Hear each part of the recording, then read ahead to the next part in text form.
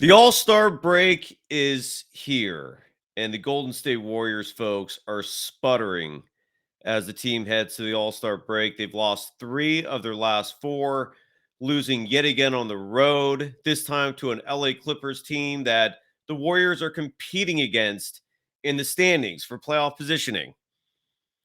A lot of introspection is going to be needed by this Warriors team during the All-Star break. A lot of self-analysis. They got to look inside themselves. Steve Kerr's got to make changes. Tonight, we're just going to break down the game, what happened, what went right. A few things did. What went wrong? A lot of things did. And break down the standings and really just recap tonight's game because this was embarrassing. We'll talk about this next. Yay! This is Locked On Warriors.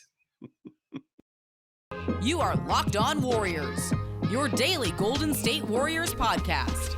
Part of the Locked On Podcast Network, your team every day.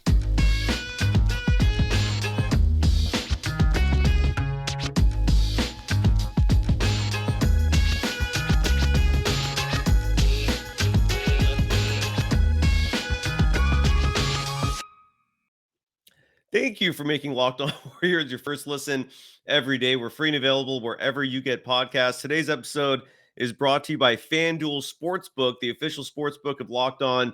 Make every moment more. Visit FanDuel.com/Locked On today to get started. Excuse me, my throat's a little dry there. My name is Cyrus Saatsaz. You can follow me on Twitter at DogSurfRoadshow. This program is on Twitter at Locked On Dubs. The Golden State Warriors lost to the LA Clippers tonight in LA. The final score was 134-124. This was a game where the Warriors were leading at the half, and a brutal stretch in the third quarter was the difference. And you can guess which two players were largely responsible for the Warriors giving this game up. We'll get into that in a little bit. What I really like to do tonight, I know I totally look disheveled for the YouTube audience. I apologize for that. What I'd like to do tonight is actually address the chat. I want to say one thing first off. I'm going to start doing something next week because we've talked a lot about for the live shows, people in the chat actually participating. It would be awesome if we can get like calls for this show. So what I'm going to start doing next week is on a first come, first serve basis, and I'll go over the details later, not tonight, but starting next Monday, every show that I do solo, I'm gonna let the first person that shoots me a DM come on the show for a few minutes and just say their piece, and have some screen time. And I'm literally gonna do it through Twitter. It'll be like a first come first serve basis.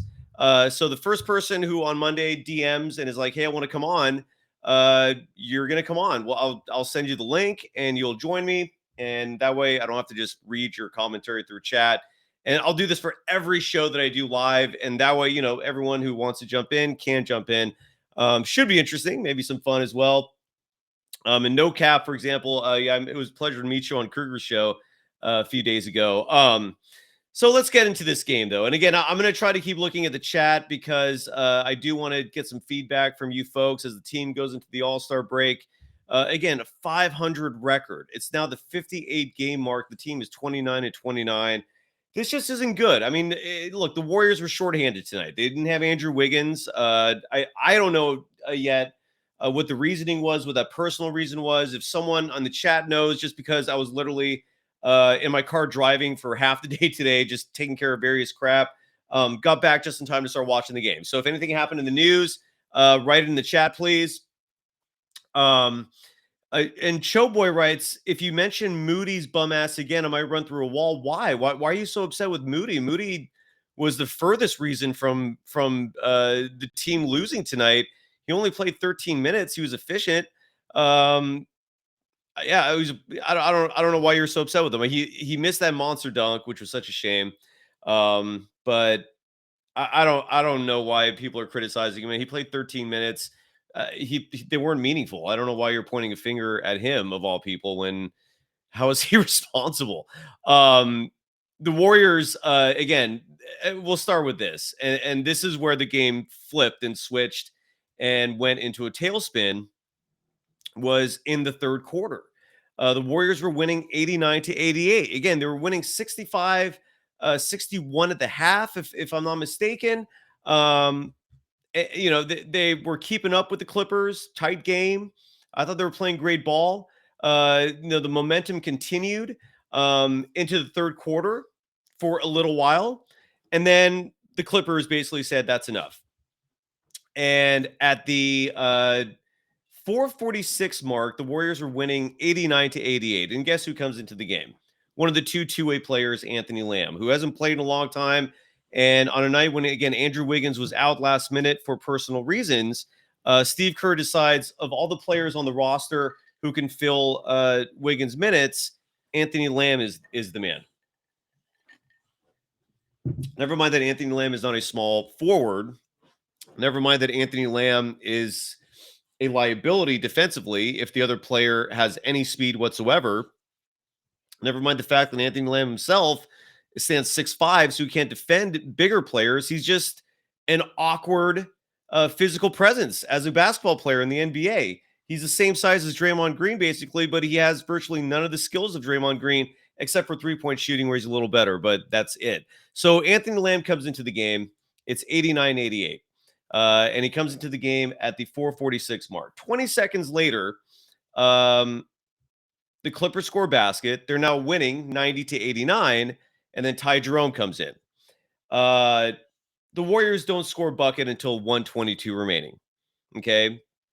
The Clippers went on a 12-0 run at that point. When the Warriors finally did score a bucket, it was with 1:22 remaining in the third quarter. And at that point, Kevon Looney makes a basket. It's 100-91, but the game is over at that point. And that's the difference. And, I don't know how many times I have to say this. Steve Kerr has to stop playing the two-way guys, plain and simple. It was an utter mistake. I hate the fact that I sound like a broken record saying this, but why is he playing the two-way guys over and over? Jonathan Kuminga, I thought, had a great game. I don't know why Jonathan Kuminga did not start the game. Steve Kerr went with Dante DiVincenzo, thus going with a smaller lineup against the Clippers. Dante had a fine game, but why not start Jonathan Kuminga? He started him just, 2 weeks earlier? He had him in the starting lineup. Kuminga was filling in for Wiggins, I believe, then. I don't understand that. Kuminga did play 22 minutes tonight, went 2 for 4 from 3, scored 16 points, actually grabbed rebounds tonight, had 5. But again, 22 minutes. He's 20 years old, has a ton of endurance, has a ton of energy. He's young. He can play. Why are you limiting him to 22 minutes on a night when Andrew Wiggins is out? So Anthony Lamb gets 25 minutes in this game. Ty Jerome, once again, gets 17 minutes in this game. Patrick Baldwin Jr., would have loved to see him. He plays 2 minutes, and that's in garbage time. JaMychal Green, I think he got in foul trouble. He only played 9 minutes tonight. And again, this is where I'm getting tired, okay? So Showboy, for example, I'll call you out right now. The Warriors are 29-29. They're the defending world champions. They have one of the worst defenses in the NBA. They're fine scoring points. So it's not like they need the only thing Ty Jerome can give them, which is offense. They suck. And you know what the difference is between last year's team and this year's team in terms of personnel? The two-way guys. Two-way players should not be getting that amount of minutes. Two-way guys should not be getting 25 minutes and 17 minutes respectfully. That is ridiculous. If you're a season ticket holder and you're at a game where the two-way players on the roster are stealing that much time, you're getting ripped off. If you're spending time watching TV and the product are two-way players getting 25 and 17 minutes, you're getting ripped off as a consumer. The Warriors are 29-29, and you're going to sit here defending the decisions that Kerr's making in terms of what's different between last year and this year? Yeah, they had Mike Brown as well. You're right. You're absolutely right. But so a 7-ish, you wrote they had Mike Brown last year. So then what you're insinuating is Steve Kerr is the complete problem then, if that's the difference. GP2, you're right, D, was a two-way guy. The Warriors cut him. That's the exact reason why I have no faith in him. And GP2 proved immediately he should not be a two-way guy. That is why he got promoted immediately. Have you noticed that neither of the two-way guys on the roster now have been promoted? They're still two-way guys because they're not worthy of getting full-time contracts. Why are they getting minutes? The Warriors are losing night after night after night. Yet people like Choboy are defending what's causing these losses night after night after night. What the hell are you doing, man? Why are you defending Ty Jerome and Anthony Lamb? They're two-way players. Two-way players are supposed to be playing in Santa Cruz and sitting at the end of the bench, not sitting here stealing minutes from players who are lottery picks with potential to actually contribute real minutes. It's insane, man. Like, why are you, I do not get that. I do not understand why, like, people are still defending these two guys getting minutes. The Warriors social media team is hyping up two-way players. You're not winning these games. If they were winning, it's a different story. I'd support it. I'd 100% support it. If the Warriors were not 29-29, looking more like the 2021 Warriors than the 2022 Warriors, I would support it. But they suck. They're an average team right now. And in a Western Conference where mediocrity is the absolute norm, where being a 500 team keeps you in the playoff chase, the Warriors are 9th. This is crazy. I'm tired of these two-way guys, man. They should not be stealing minutes from Moses Moody and Jonathan Kuminga. We're now 2/3 of the way into the season. This experiment is a failure. Please, Steve Kerr, move on. Please, I'm begging you, Mr. Kerr, coach, move on from this failed experiment of the two-way guys playing and causing this team to lose routinely. It's infuriating. We'll have more in just a moment. If there's some sound that's coming, I'll definitely play that. First, got to give some love, though, to FanDuel. Look, gambling is one way certainly to forget about your team losing, unless, of course, you lose your bets, but hopefully that will not be the case. But FanDuel is super fun regardless. Even though it's not legal here in California, it's legal, I believe, in I don't know what the number is, but it's legal in a lot of places. And everyone I know who's playing FanDuel absolutely loves it. The app is clean. The website is easy to use. It's the midway point of the NBA season, and now is the perfect time to download FanDuel, America's #1 sportsbook, because new customers get a no-sweat first bet up to $1,000. That's bonus bets back if your first bet doesn't win. Just download the FanDuel Sports app. It's safe, secure, and super easy to use. Plus, FanDuel even lets you combine your bets for a chance at a bigger payout. Don't miss the chance to get your no-sweat first bet up to $1,000 in bonus bets when you go FanDuel.com/lockedon. That's FanDuel.com/lockedon to learn more. Make every moment more with FanDuel, an official sports betting partner of the NBA.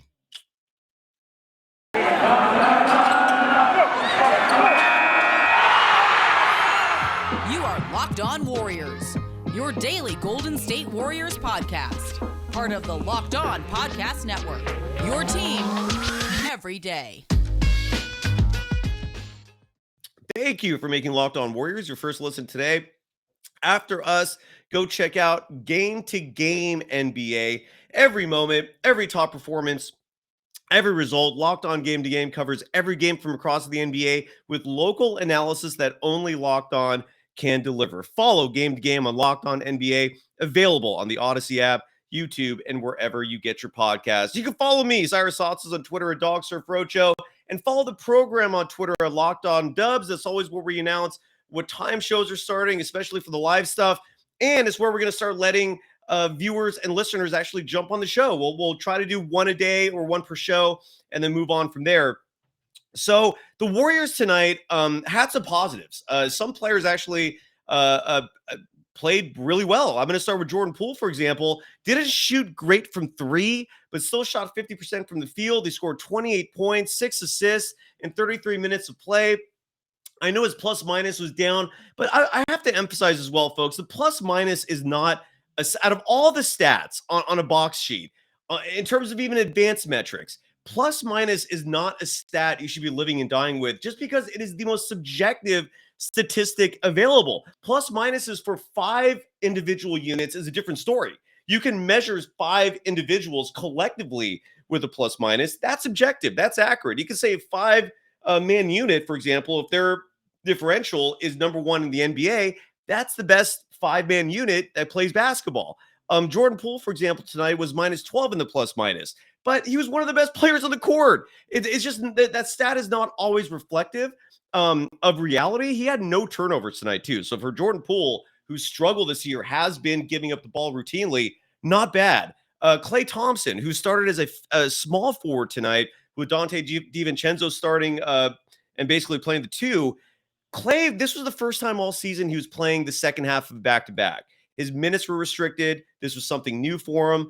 You couldn't really expect him to light it up. I certainly was not expecting that. All things considered, not bad. Again, this is something that he's going to ease into.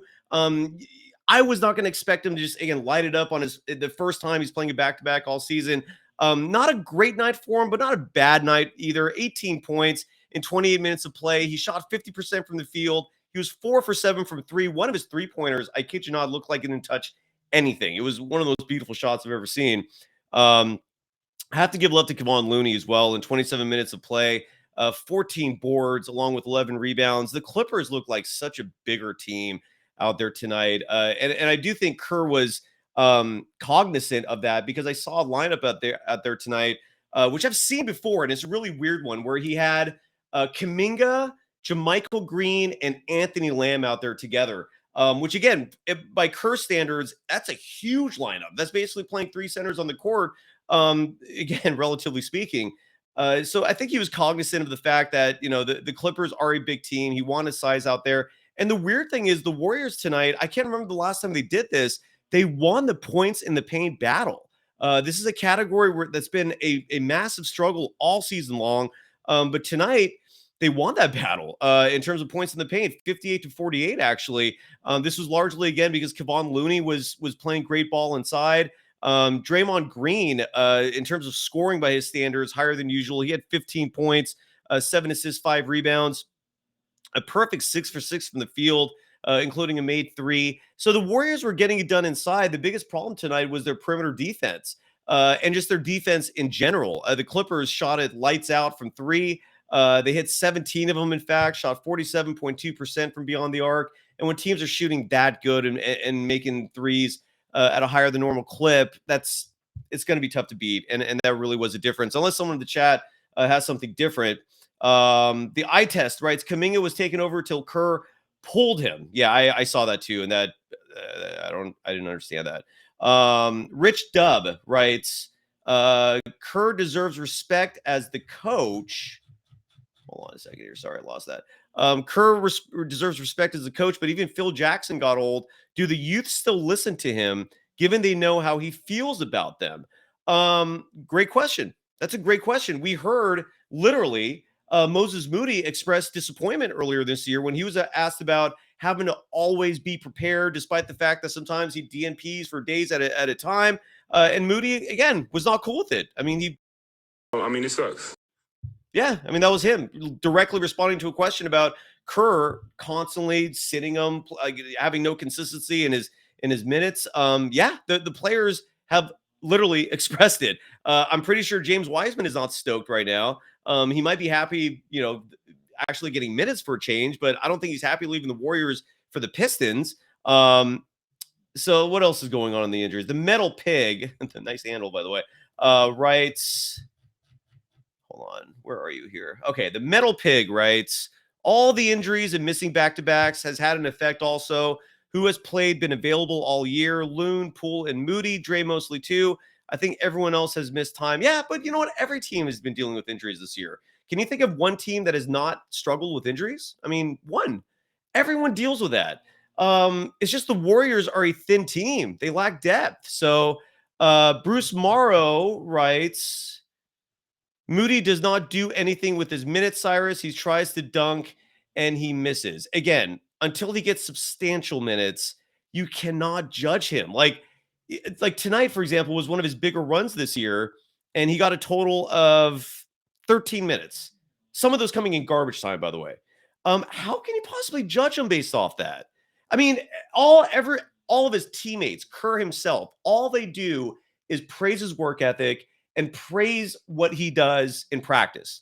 Kevin Dana, who's coming on the show tomorrow, 2 p.m., by the way, if you want to join us for the live show, we'll do a more comprehensive recap of the Warriors' first 2/3 of the season as they go into the All-Star break.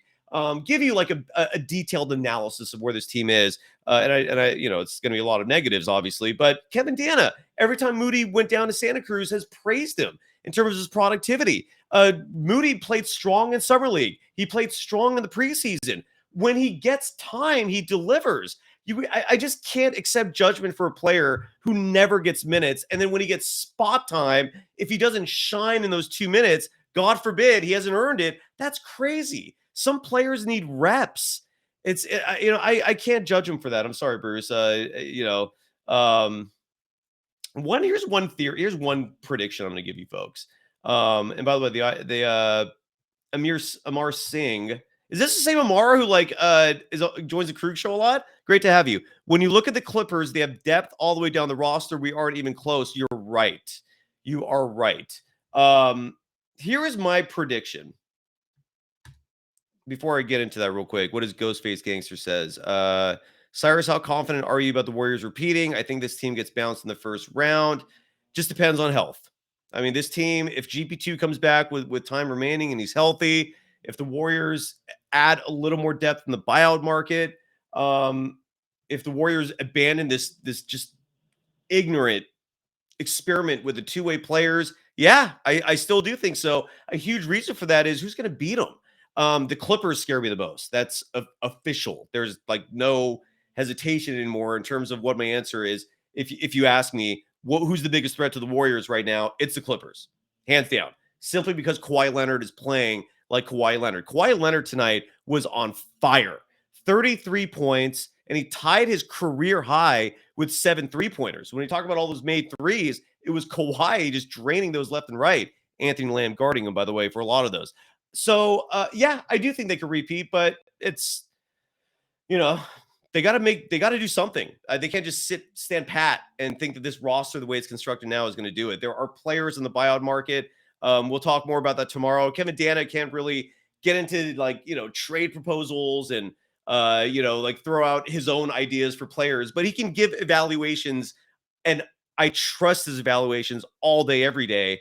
So he'll give his evaluations in terms of some of the players out there. Like Serge Ibaka is still out there. I think he would be fantastic. That's just one name who's out there. If Kevin Love ever gets bought out, who knows if he will. I still think there's a few other players out there. Kelly Olynyk is a name I've loosely heard.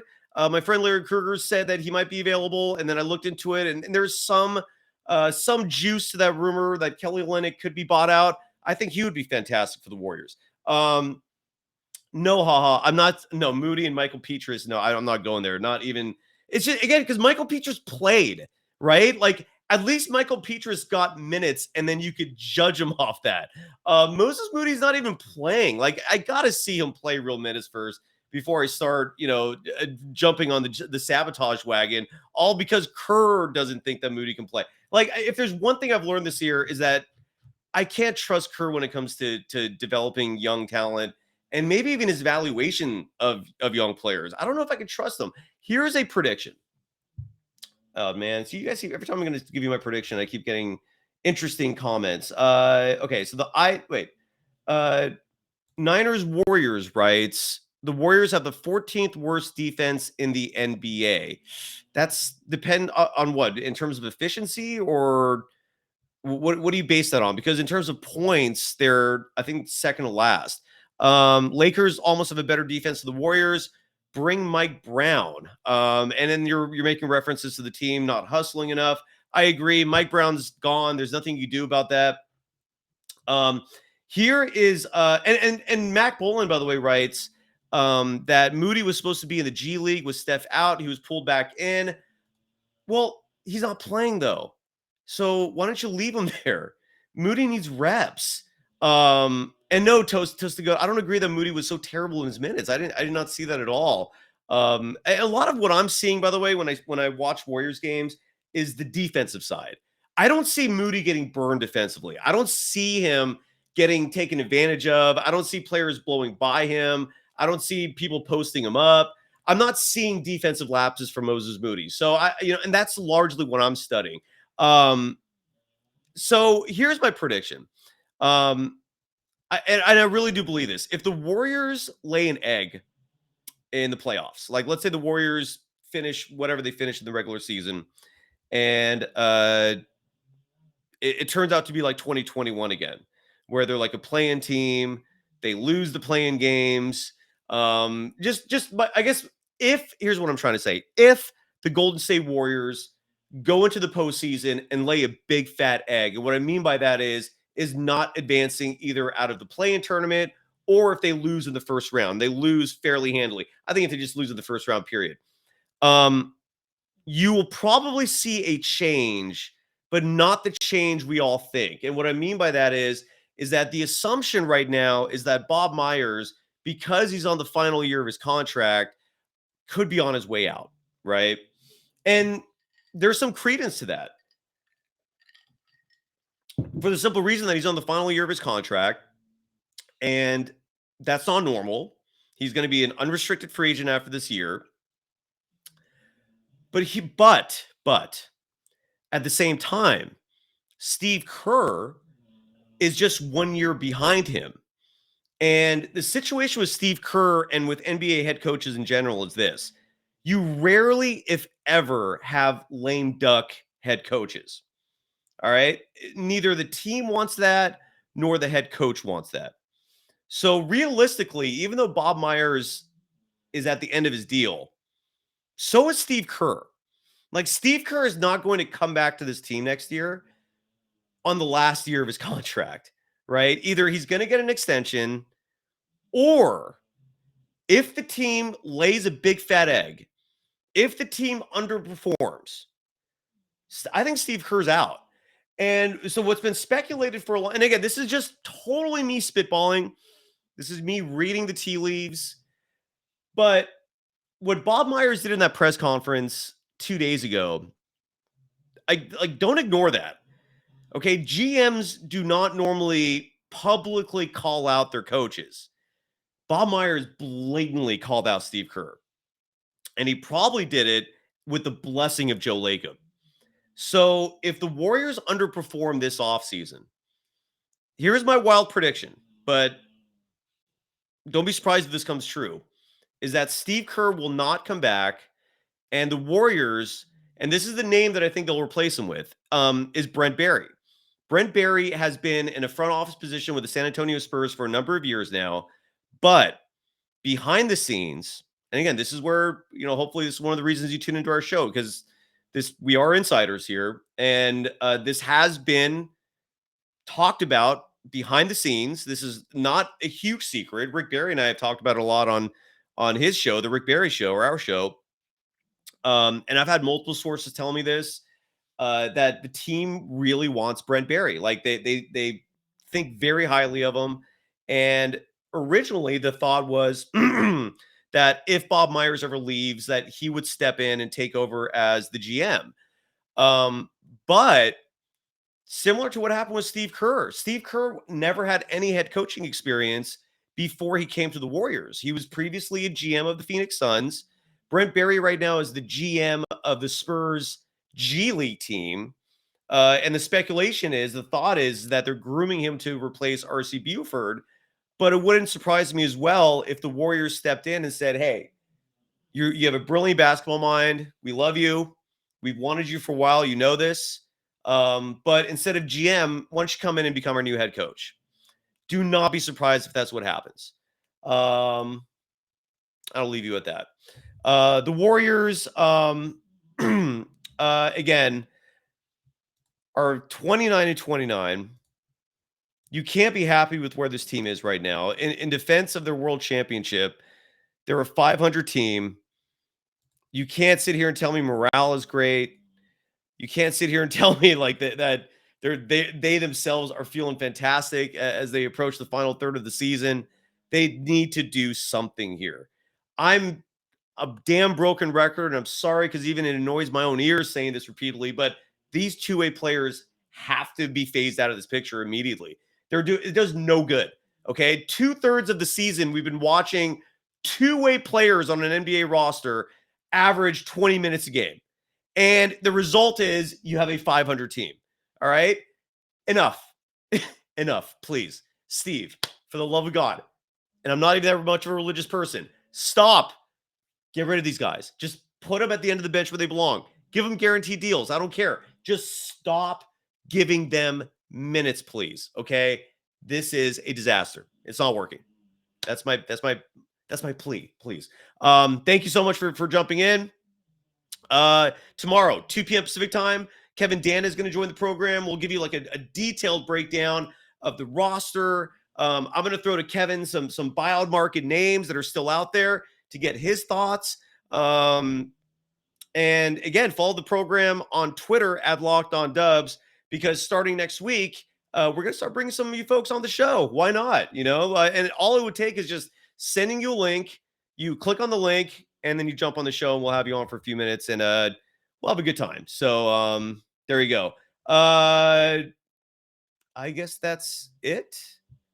Sorry, Angelou Ray. I don't agree with you about Moody being horrible. I just don't. I actually think at a minimum, all I ask is for him to get the same kind of opportunity that Anthony Lamb and Ty Jerome are getting. 17 minutes a night, 20 minutes a night. I give him that kind of consistency, give him that kind of belief. And if he's playing like crap after that, dude, I'll join you in that parade of wanting him out or whatever the hell you want. I don't know what you folks want with Moses Moody who are so negative toward him. Like, do you want the Warriors to cut him? Do you want him to just go to the G League? Do you want him to just sit on the bench and rot? Like, in the same way that of what I want with the two-way players? Like, what do you folks want with Moses Moody? Do you want him traded? I mean, for all of you that are hating on him and think that he's crap, so what's the solution with him then? What do you want? And so Kier writes, everybody who thinks Moody is horrible do know basketball. Like who? I don't know who's ever said he's horrible that knows basketball.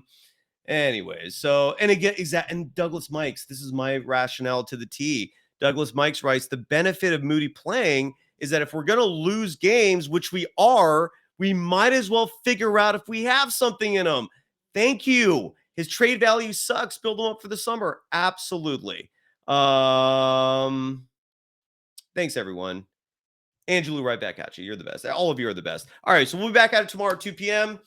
And here we are at the All-Star break, folks. 500 record. I don't think anyone expected this. The great news, there's still a ton of time.